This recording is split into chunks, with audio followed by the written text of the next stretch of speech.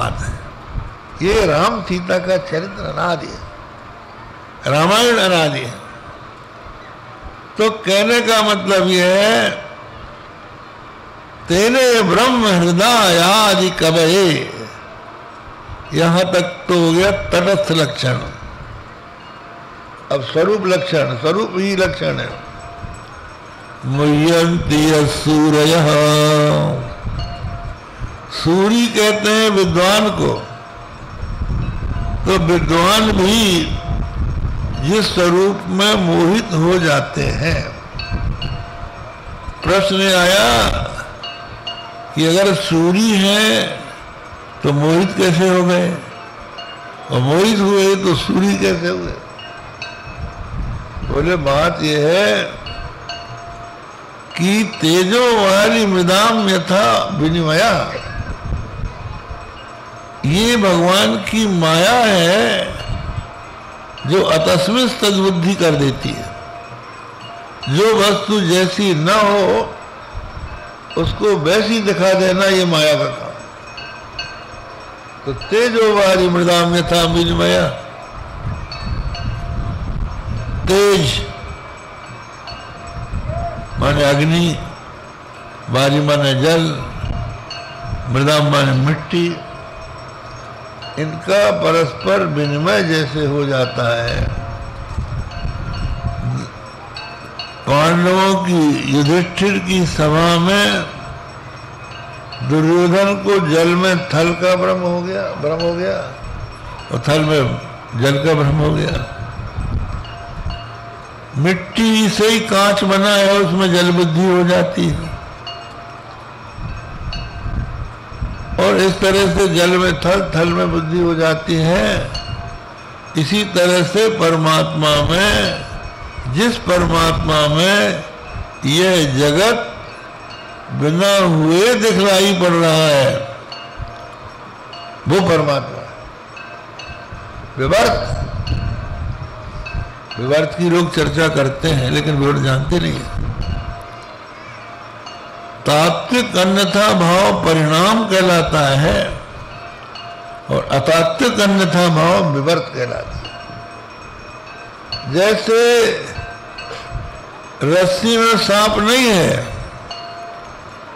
और वो सांप के रूप में हमको दिखाई पड़ता है, तो वो हो गया विवर्त। और जल बर्फ बन गया, ये परिणाम है।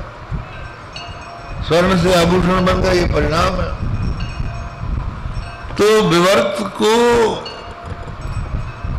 यूं समझा जा सकता है कि जो बिना हुए ही दिखलाई पड़े, वो विवर्त।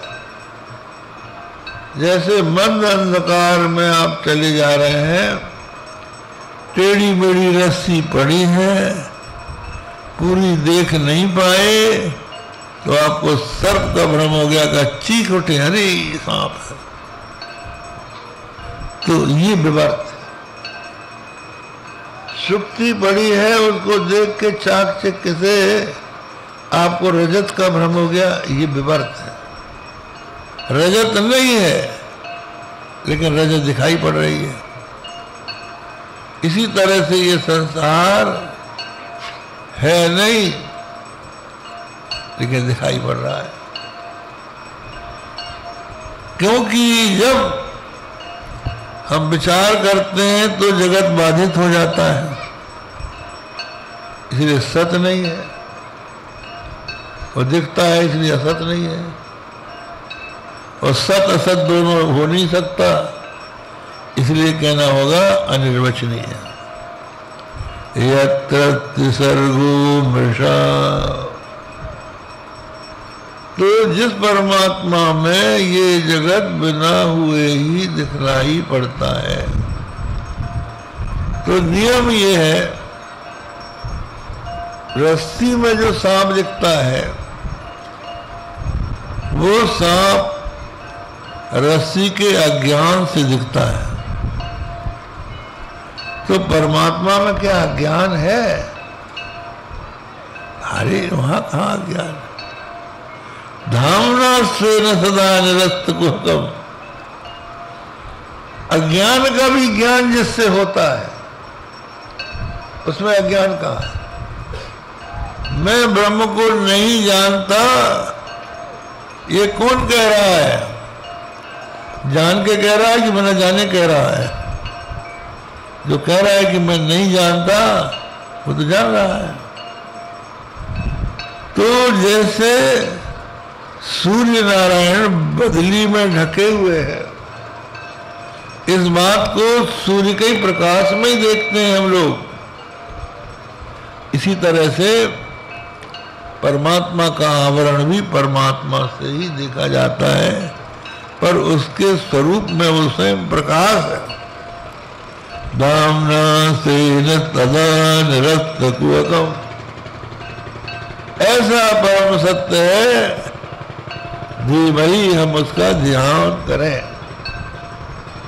एक अर्थ हमने आपको बताया, दूसरा अर्थ और भी है। वो ये है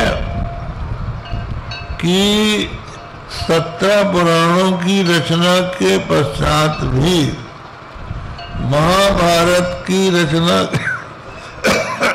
पश्चात भी व्यास जी को संतोष नहीं हुआ।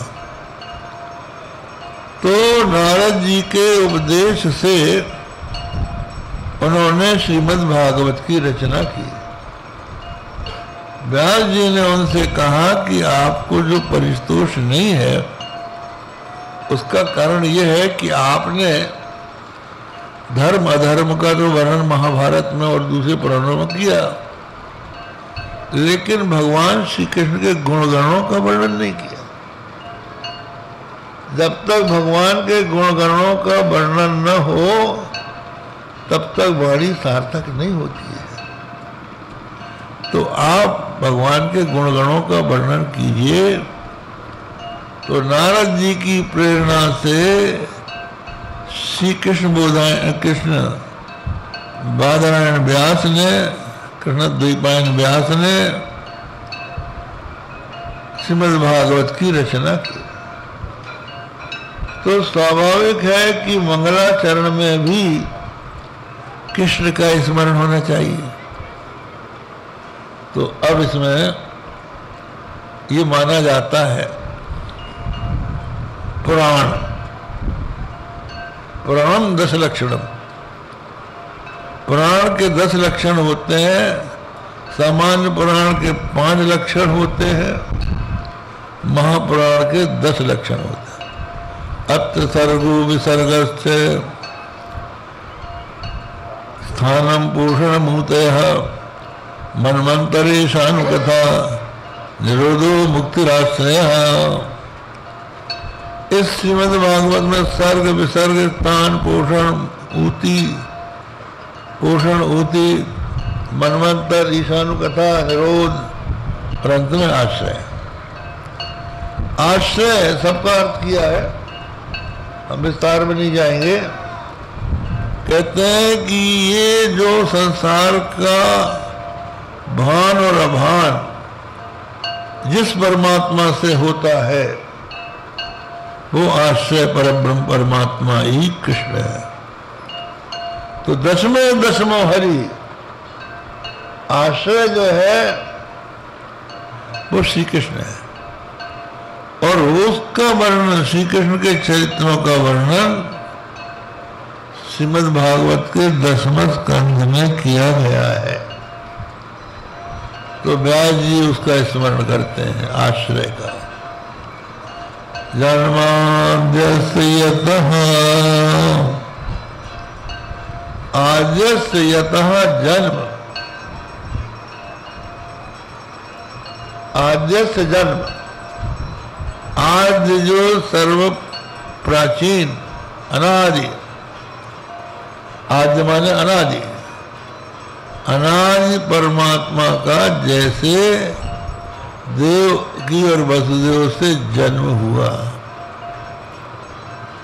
ये पहले कथा आती है कि देव की वसुदेव का विवाह हुआ, कंस विदाई करने जा रहा था, फिर बीच में आकाशवाणी हो गई, मारने को उद्यत हुआ, फिर छोड़ दिया। फिर कंस के कारागार में भगवान श्री कृष्ण का जन्म हुआ। ये पूरी कथा जो है आद्यस्य जन्म, देवकी वसुदेव से कंस के कारागार में भगवान श्री कृष्ण का जन्म हुआ। फिर यतो अन्वयात, जिस कारण अनुपश्चात अयात अगच्छत, जिस कारण से उन्होंने कंस के कारागार को छोड़ा और गोकुल चले गए। क्यों चले गए? क्योंकि केवल दुष्टों को मारने के लिए ही अवतार नहीं था। अगर ये होता तो वहीं भगवान कंस को मार देते, लेकिन नंद यशोदा को पुत्र सुख देना था, गोपों को साथ में खेलने का आनंद देना था, गोपियों को भी उनका आनंद देना था। इसलिए भगवान का उद्देश्य जो था वो केवल कंस को मारने से पूरा न होता। इसलिए अगच्छत, वो माता यशोदा माता देवकी से विदा होकर गोकुल चले गए। यतो अन्वयात इतरता, और वहां पर बहुत से लोग आए उनको मारने के लिए, लेकिन वो कुछ मार नहीं सके। गए क्यों? वो ये चार थे विज्ञा, अपने अवतार के उद्देश्य को वो जानते थे कि हमने पहले जन्म में बहुत से लोगों को आश्वासन दिया है। जनकपुर की स्त्रियों को रासलीला में सम्मिलित होने के लिए अगले जन्म की प्रतीक्षा करने को कहा है। दंडकारण्य के ऋषियों ने जब भगवान श्री राम के कोमल कांत सी विग्रह को देखा तो अभक्ष वायुभक्ष चील बलकर पहनने वाले ऋषियों के हृदय में भी प्रेम का उदय हो गया। उन्होंने कहा भगवान तम आलिंगामो वयम, हम आपको हृदय से लगाना चाहते। भगवान ने कहा अगले जन्म में गोपी बनो। तो वो ऋषि मुनि बहुत तपस्या करके गोपी बन के बैठे हैं। ये भगवान को पता है, इसलिए वो गोकुल चले गए। अर्थेश विज्ञ स्वराट, उन्होंने क्या किया? इंद्र की पूजा की तैयारी हो रही थी। माता यशोदा एक वस्त्र पहनकर चौका लगा के और पकवान तैयार कर रही थी, और श्री कृष्ण खेलते खेलते पहुंच गए। कन्हैया भीतर मत आओ, बाबा के पास जाके खेलो, हम पूजा की सामग्री कर रहे हैं, बना रहे हैं। चौका अशुद्ध नहीं होना चाहिए। तो भगवान चले गए बाबा आनंद के यहाँ। कहा बाबा आज पूजा की सामग्री माता तैयार कर रही है, ये तो ये कौन से देवता है? बोले इंद्र की पूजा होती है। तो ये गोप इंद्र की पूजा करते थे और भगवान को इंद्र का अभिमान दूर कराना था और ये बताना था कि देवताओं की पूजा करने पर भी देवता फल नहीं देते, फल मैं देता हूं। भगवत गीता में ये बताया, हे प्रण देवता भक्त्या यन्ते सिद्ध अन्विता। और कहा है 23 कामय हृतक क्या ना प्रबद्धन्ते देवता। बहुत अनेकों प्रकार की कामनाओं से जिनका ज्ञान हर लिया गया है वो दूसरे देवताओं की पूजा करते हैं, उन नियमों का पालन करके। तो उन देवताओं की पूजा का फल भी मुझसे ही मिलता है, कर्मों का फल कोई दूसरा नहीं देता, कृष्ण ही देते हैं, परमात्मा ही देता है। तो ये भगवान को बतलाना था, इसलिए उन्होंने इंद्र की पूजा छुड़ाकर गिरिराज गोवर्धन की पूजा करा दी। शराब अपनी इच्छा है, जिसको पूज्य बना दे, जिसको अपूज्य बना दे। और इसी बीच में जब भगवान